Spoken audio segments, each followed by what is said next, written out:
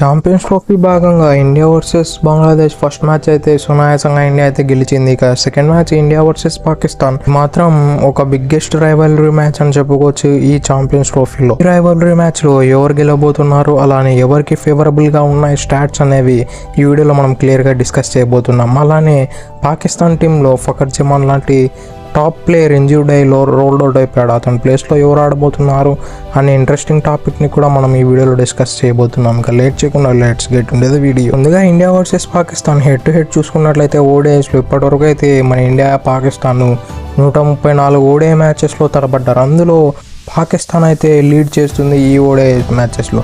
ఏకంగా 73 మ్యాచెస్ గెలిచింది ఈ 134 మ్యాచెస్లో. అందులో ఇండియా కేవలం 56 మాత్రమే గెలిచింది. అందులో 5 మాత్రం no result. Head to head చూసుకున్నట్లయితే ఈ రకంగా ఉంది. ఇక ఐసీసీ టోర్నమెంట్స్లో ఎలా ఉందో హెడ్ టు హెడ్ ఇప్పుడు చూద్దాం. ఐసీసీ ఈవెంట్స్లో అయితే ఈ రెండు టీంలు 7 సార్లు తడబడితే 7 సార్లు ఇండియానే ఏకదాటిగా గెలిచి చూపించింది. బట్ మనం క్లియర్గా అర్థం చేసుకోవచ్చు ఐసీసీ టోర్నమెంట్స్లో పాకిస్తాన్ తడబడుతుంది. ఇక ఛాంపియన్స్ ట్రోఫీలో హెడ్ టు హెడ్ చూసుకున్నట్లయితే ఇప్పటివరకు వీరిద్దరి మధ్యన 5 మ్యాచ్లు తడబడితే అందులో 2 ఇండియా గెలిచింది, 3 పాకిస్తాన్ గెలిచింది.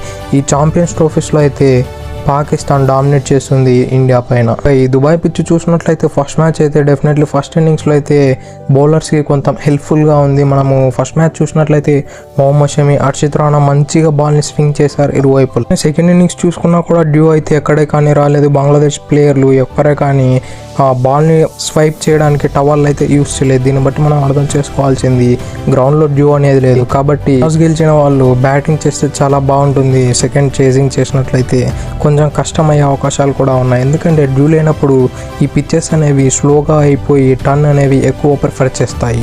ఈ సిచ్యువేషన్స్లో అయితే స్పిన్నర్స్ అయితే చాలా ఘోరంగా బౌలింగ్ వేస్తారు. అసలు వాళ్ళు బాల్ వేస్తే వికెట్ వచ్చేలాగా అనిపిస్తుంది.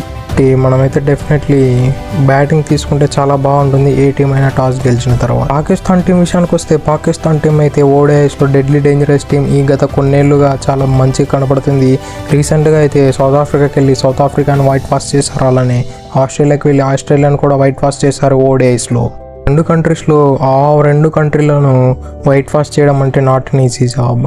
వీళ్ళ కెప్టెన్ రిజ్వాన్ కూడా చాలా మంచి కెప్టెన్సీ చేస్తున్నాడు. రిజ్వాన్ కెప్టెన్ అయిన తర్వాత వీళ్ళ టీం పర్ఫార్మెన్స్ అయితే చాలా వరకు చేంజ్ అయ్యింది. ఇక పాకిస్తాన్ టీం నుంచి ఏమైనా బిగ్ డేంజరస్ న్యూస్ ఏమైనా ఉందంటే అది ఫకర్ జమాన్ ఇంజురీ కారణం వల్ల రోల్డ్ అవుట్ కావడం. ఇతడు రోల్డ్ అవుట్ అయ్యాడు కాబట్టి ఇమామ్ ఉల్-హక్ ని రిప్లేస్మెంట్ గా అనౌన్స్ చేశారు. జరగబోయే మ్యాచ్ లో అయితే డెఫినెట్లీ ఇమామ్ ఉల్-హక్ బాబర్ అజమ్ ఓపెన్ చేసే అవకాశాలు 200% కనిపిస్తున్నాయి. ఎందుకంటే వాళ్ళకు బ్యాకప్ లో అంత ప్రాపర్ ఓపెనర్ అయితే లేడు ఇమామ్ ఉల్-హక్ తప్పితే. కానీ ఓవరాల్ గా చూసుకున్నట్లయితే పాకిస్తాన్ అయితే చాలా డెడ్లీ కనబడుతుంది వాళ్ళ స్పిన్ అటాక్ మరియు వాళ్ళ పేస్ అటాక్ చూస్తే. కానీ లాస్ట్ మ్యాచ్ న్యూజిలాండ్ పైన ప్రెజర్ ని హ్యాండిల్ చేయలేక ఈజీగా ఓడిపోయారు. మెయిన్లీ వీళ్ళ మిస్టరీ స్పిన్నర్ అయిన అబ్రార్ అహ్మద్ అయితే చాలా టాప్ నాచ్లో బౌలింగ్ వేస్తున్నాడు. One of the finest New Zealand batter అయిన డెవెన్ కాన్వెన్ అయితే డక్అవుట్ చేసి బ్రిలియంట్ బౌలర్గా కనిపిస్తున్నాడు. ఇతడు విరాట్ కోహ్లీని ట్రబుల్ చేసినా మనమైతే ఆశ్చర్యపోనక్కర్లేదు. ఎందుకంటే విరాట్ మనకు తెలిసినట్లే స్పిన్నర్లకు తడబడుతున్నాడు. కాబట్టి డెఫినెట్లీ ఇతడు కూడా విరాట్ని కొంచెం ఇబ్బంది పడే అవకాశాలు చాలా ఎక్కువగా ఉన్నాయి. అలానే లాస్ట్ మ్యాచ్ బంగ్లాదేశ్లో కూడా రిషాద్ అహ్మద్కి చాలా కష్టపడ్డాడు. వీళ్ళ ఫేస్ బౌలింగ్ విషయానికి వస్తే చాలా మంచిగా కనపడుతుంది. కానీ హారిస్ రాఫ్ లాంటి సీనియర్ బౌలరు రన్స్ అయితే టన్నుల కొద్దీ లీక్ చేస్తున్నాడు. అయితే చాలా తప్పు. మిగతా బౌలర్లు అయితే చాలా మంచిగా వేస్తున్నారు పాకిస్తాన్ తరపు నుంచి. పాకిస్తాన్ ప్రాబబుల్ ప్లేయింగ్ 11 చూస్తే ఓపెనర్స్గా ఇమామ్ ఉల్-హక్ మరియు బాబర్ అజమ్ దిగే అవకాశాలు ఉన్నాయి. నెంబర్ 3లో సౌద్ సగిల్, నెంబర్ 4లో మొహమ్మద్ రిజ్వాన్, నెంబర్ 5లో సల్మాన్ అగర్, నెంబర్ 6లో ఉస్మాన్, నెంబర్ 7లో కుస్దిల్, నెంబర్ 8లో షాహిద్ జాఫ్రీది, నెంబర్ 9లో నసీమ్ షా, నెంబర్ 10లో హారిస్ రాఫ్, నెంబర్ 11లో హర్ప్రీత్ అహ్మద్ దిగే అవకాశాలు చాలా ఎక్కువగా కనిపిస్తున్నాయి. ఇక మన ఇండియన్ టీం విషయానికి వస్తే మన ఇండియా అయితే బంగ్లాదేశ్ పైన ఫస్ట్ మ్యాచ్ గెలిచి చాలా మంచి ఊపులో కనపడుతున్నారు.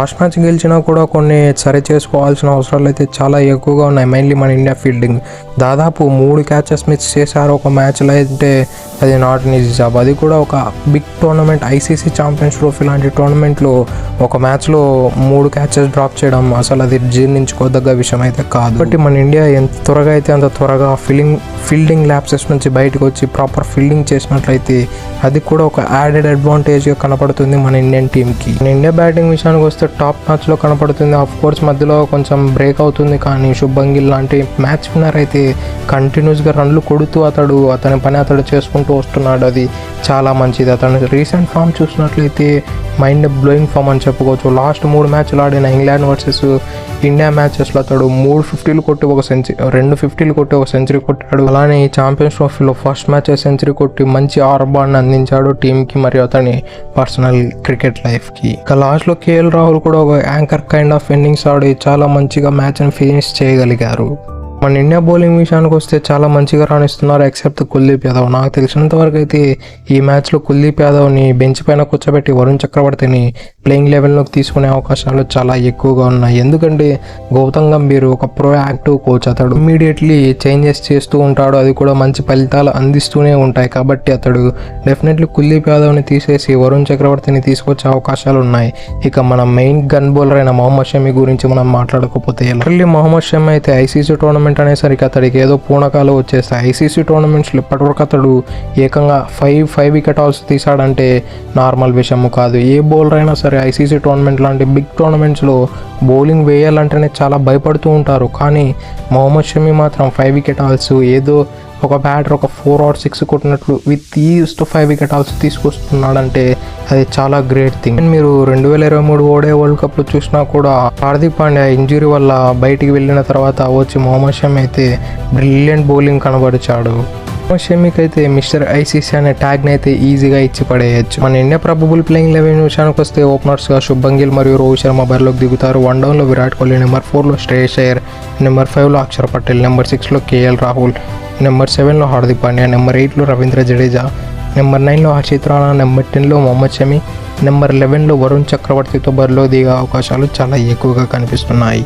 That's it for today. ఇలాంటి మరెన్నో వీడియోల కోసం మన ఛానల్ సబ్స్క్రైబ్ చేసి డైలీ ఫాలో కండి. Thank you for it. Have a nice day.